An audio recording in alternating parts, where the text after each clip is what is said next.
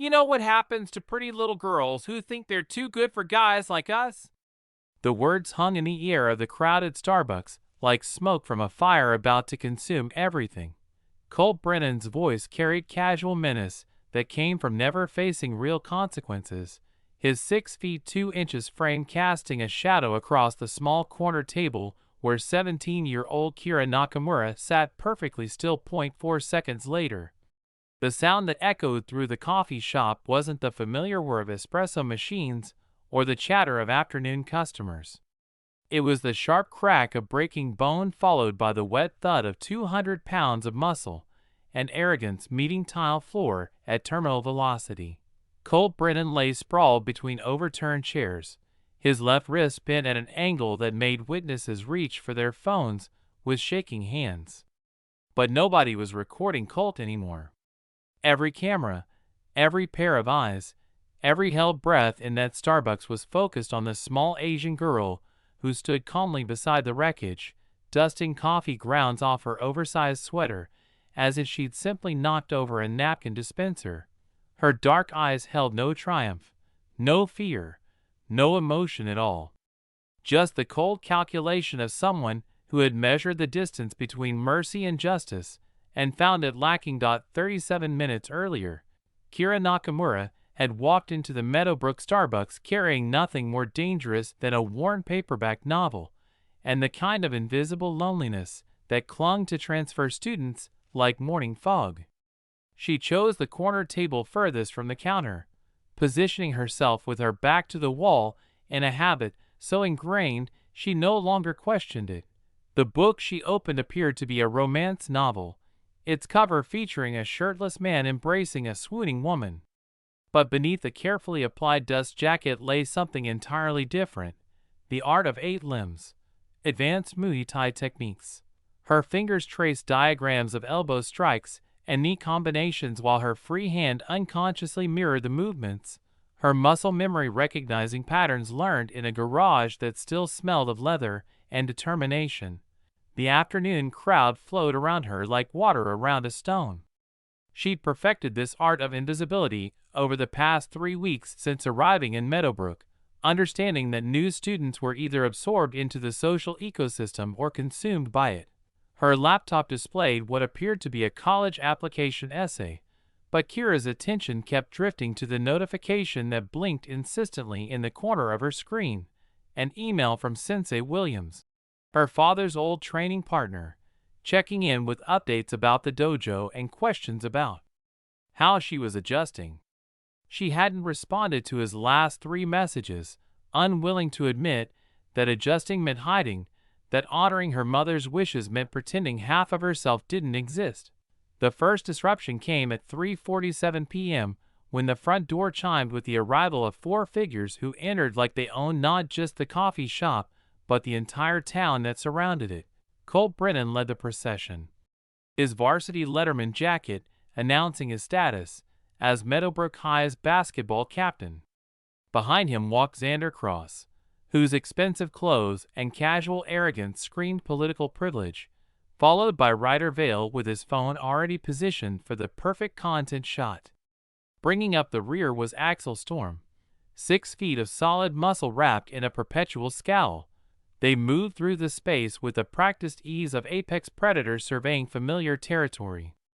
Kira watched them over the edge of her hidden book, cataloging movement patterns and behavioral tells with the analytical precision her father had drilled into her during countless hours of sparring. Colt's eyes swept the room methodically, passing over clusters of studying college students, busy professionals, and elderly couples.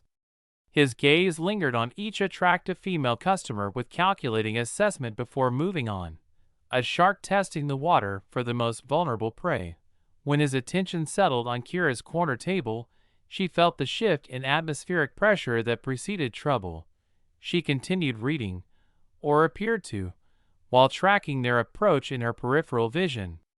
Colt whispered something to his companions that made Xander grin and Ryder adjust his phone angle for optimal recording position.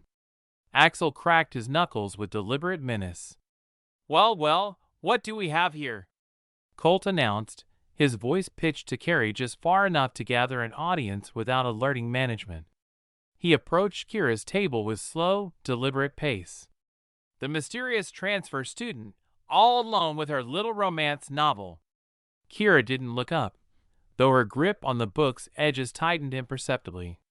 She'd learned through bitter experience that acknowledgement only fed the beast of teenage cruelty, that the best defense against predators was often the appearance of complete indifference. Xander circled the table like a satellite orbiting a planet. "Maybe she doesn't speak English," he suggested with false concern. "Lots of foreign students have trouble adjusting to American social customs." The casual racism hit its target, but Kira's expression remained unchanged. She turned a page with steady fingers, appearing to absorb every word while actually reviewing the biomechanics of close-quarter combat. Ryder positioned himself directly in Kira's line of sight, his phone held at an angle that would capture her reaction. "This is going to be epic content," he murmured. "Shy new girl gets reality check from Meadowbrook's finest." Colt leaned against Kira's table, his proximity overwhelming with cologne and entitlement. "You know, sweetheart, it's considered rude to ignore people who are trying to be friendly." He reached across and flipped her book closed. "Especially when those people are the ones who determine whether you have any friends in this town." Kira finally looked up, her dark eyes meeting Colt's with an intensity that made him blink involuntarily.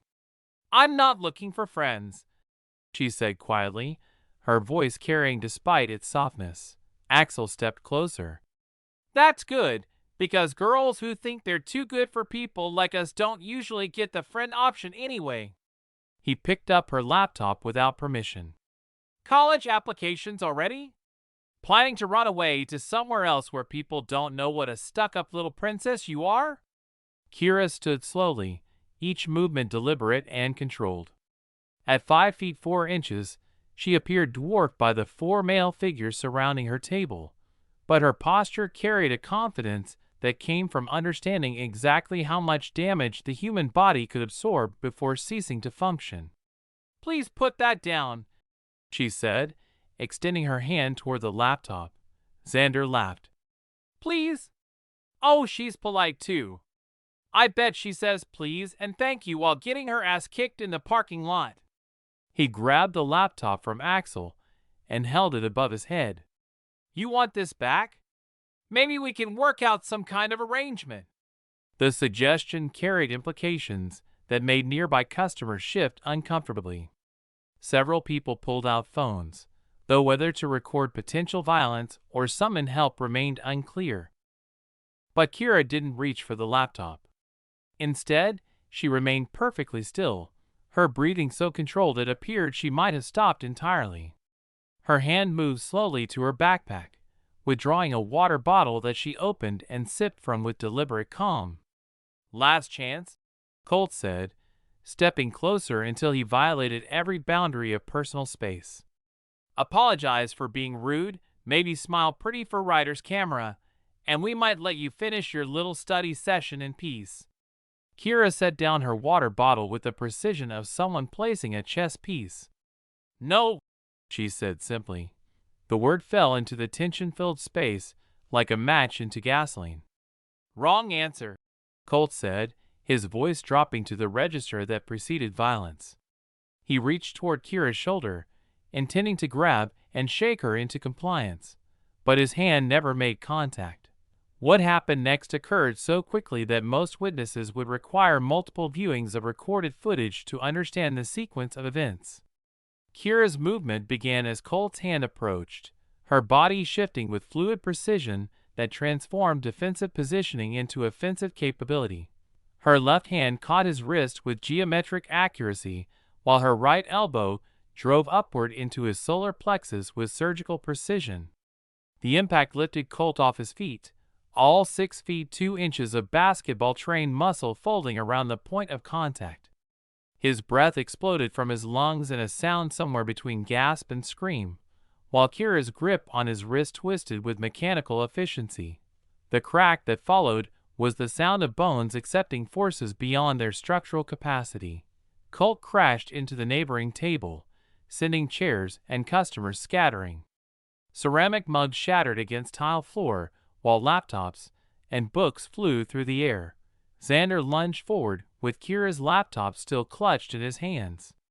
Kira pivoted away from his charge, while simultaneously driving her knee upward into his descending torso. The laptop flew from his grasp as 200 pounds of political privilege discovered the practical limits of inherited authority. Ryder continued recording even as his friends collapsed. The phone captured his own shocked expression as Kira turned toward him with eyes that held no mercy. Her hand moved toward his device with snake-quick precision. The phone sailed across the coffee shop in a perfect arc, landing in the foam of someone's abandoned cappuccino. Ryder stared at his destroyed device with horror, but his morning was interrupted by Axel's roar of rage. The largest of her attackers charged with the subtlety of a freight train. But Kira had been trained by a man who understood that size meant nothing without technique, that fury was just another weakness to exploit. As Axel closed the distance, she stepped aside with matador grace and helped him continue his journey toward the floor. Her shoulder caught his hip as he passed, redirecting his momentum with physics rather than strength. Axel's trajectory shifted from horizontal to vertical as Kira's perfectly timed throws sent him airborne above the coffee shop's central seating area. He landed among a cluster of tables with a crash that shook the building's foundations, sending a shower of pastries and espresso cups cascading across the suddenly silent room. 4 young men who had entered the Starbucks as predators now lay scattered across its floor like discarded dolls. The coffee shop had fallen into absolute silence. Kira retrieved her laptop from where it had fallen, checking the screen for damage with methodical attention. Her sweater was slightly rumpled, her breathing remained steady, and her expression held the same neutral calm she'd maintained throughout. The only sign of what had transpired was the slight redness on her knuckles. Emma Rodriguez, the manager, found her voice. "I'm calling the police," she announced, though nobody was entirely sure whether that call would be for the boys on the floor or the girl who'd put them there. Kira gathered her belongings with the same careful precision she'd used to dismantle 4 attackers. She slung her pack over her shoulder and walked toward the exit, stepping carefully around the human obstacles. "Wait," Emma called out. "You can't just leave. The police will want to talk to you." Kira paused at the door. "They attacked me," she said simply. "Everything else is just physics." The door chimed as she stepped into the afternoon sunlight. But as Kira walked toward her rusty Honda Civic, she noticed something that made her steps slow with recognition. Across the parking lot, leaning against a black sedan with government plates, stood a figure in a dark suit who watched her approach with professional interest. "Kira Nakamura," Agent Sarah Chin of the FBI's Youth Violence Task Force called out. "I think we need to talk." The parking lot felt different now, charged with an energy that had nothing to do with the approaching sirens. Agent Chin's presence transformed the mundane strip mall setting into something that belonged in a different kind of story entirely. "You're not in trouble," Agent Chin said, reading the calculation in Kira's posture. "Though I imagine you've heard that from adults before, usually right before they explained all the ways you actually were in trouble." Kira's grip on her car keys loosened slightly. "Most adults don't introduce themselves by watching teenagers beat up bullies in coffee shops. Most teenagers don't have the training to execute a perfect tie clinch takedown followed by a judo hip toss without breaking stride," Agent Chin countered. "Your father taught you well." The mention of her father hit like a physical blow. Her dark eyes sharpened with something between grief and anger. "You didn't know my father." Agent Chin pulled out her phone, swiping through files and photographs. "Kenji Nakamura, former MMA champion, trained under some of the most respected sensei in 3 different disciplines before transitioning to teaching traditional martial arts to at-risk youth." She turned the screen toward Kira, displaying a photograph of a man in fighting stance. He died 18 months ago in a car accident that left skid marks suggesting he swerved to avoid hitting a child who'd run into the street. The details were accurate enough to confirm that Agent Chen had done her homework. This wasn't casual surveillance or post-incident investigation. The federal agent had been tracking her family story for reasons that extended far beyond a coffee shop confrontation. Inside the Starbucks, paramedics were loading Cole Brennan onto a stretcher, his wrists secured in a temporary splint, while he provided a version of events that painted him as the victim of unprovoked assault. Normal, Agent Chen observed, watching the performance. Interesting word choice from someone who's hospitalized 3 other students over the past 2 years, always managing to avoid serious consequences because of his father's donations to the police benevolent fund. Kira's expression shifted to something approaching understanding. You've been watching them. This wasn't about me at all. The Youth Violence Task Force has been tracking escalating patterns of harassment and assault at Meadowbrook High for 8 months. Agent Chen confirmed. For different students attempted suicide after sustained campaigns of bullying. 2 families relocated to different states. 1 girl transferred schools 3 times before her parents finally pulled her out entirely. So why didn't you stop them before now? The question carried an edge of accusation. Agent Chen's expression tightened. Because knowing something happened and proving it happened in court are different universes entirely. Cole Brennan's father owns half the businesses in this county. Xander Cross's mother is running for state senate. Ryder Vale's social media presence generates revenue that supports several local advertising firms. Axel Storm's uncle happens to be the police chief. But now we have something different, Agent Chen continued. We have clear video evidence of assault recorded from multiple angles by witnesses who can't be bought or intimidated. We have 4 perpetrators who initiated contact and escalated to physical violence against someone who exhausted every reasonable attempt to avoid confrontation.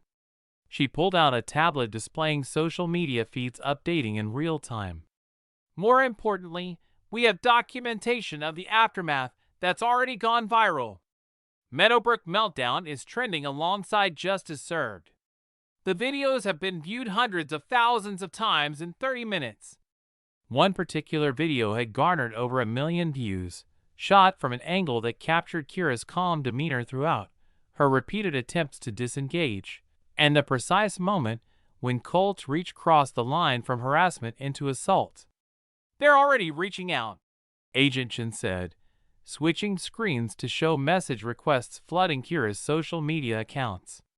Other victims from this school and others, kids who've been carrying stories they thought no one would believe, suddenly finding their voice because someone finally fought back successfully. I never asked to be anyone's symbol, Kira said, though her voice carried less conviction than the words suggested. Symbols choose us more often than we choose them, Agent Chen replied. The question is what you do with the responsibility once it finds you. The conversation was interrupted by Detective Marcus Rivera, a local officer whose notepad was filled with conflicting witness statements. Miss Nakamura, Detective Rivera said, I need to ask you some questions about what happened inside. Self-defense, Agent Chen interjected. Clear escalation initiated by the other parties, documented physical assault, and proportional response to imminent threat. Unless you're planning to charge the 4 perpetrators with assault and battery, harassment, and destruction of personal property, I don't see grounds for questioning the victim. With respect, Agent Chen, this is a local matter. 4 kids are in the hospital. 4 adults, Agent Chen corrected sharply. Cole Brennan turned 18 last month, making his assault on a minor a felony. Xander Cross and Axel Storm are both 17, but will be charged as adults given the premeditated nature of their actions. And Ryder Vale's live stream recording provides intent to broadcast the assault for entertainment purposes. As they spoke, a news van pulled into the parking lot. The reporter who emerged moved toward them with practiced efficiency. "Ms. Nakamura," the reporter called out. "Channel 7 News. Can you tell us what happened inside the Starbucks today?" Kira looked at the camera with the same calm expression she'd maintained throughout. "For people decided that being alone made me an easy target," she said. "They were wrong about that. And they were wrong about thinking they could hurt people without consequences. Were you afraid?" the reporter pressed. Kira considered the question.